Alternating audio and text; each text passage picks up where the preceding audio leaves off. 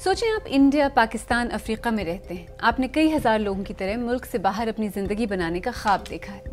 अपने मुल्क में अपनी सारी ज़िंदगी समेटकर, अपनी जमा पूंजी, कई बार अपनी ज़मीन, अपना घर बेचकर आप बरतानिया आने के लिए एक ऐसी एजेंसी को हज़ारों पाउंड देते हैं जो आपसे वीज़ा, एक केयर होम में नौकरी और एक नई ज़िंदगी का वादा करती है।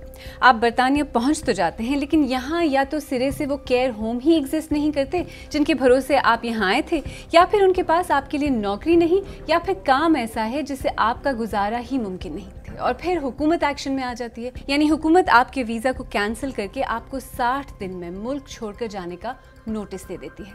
आज प्रोग्राम में हम आपको ये दिखाने की कोशिश करेंगे कि इंडिया, पाकिस्तान जैसे मुल्कों में मगरबी ममालिक, खास तौर पर बरतानिया में ज़िंदगी गुजारने, यहाँ सेटल होने का जो ख्वाब रिक्रूटमेंट एजेंसीज और एजेंट्स बेचते हैं, उसकी हकीकत हमेशा वैसी नहीं होती जैसा हम सोचते हैं।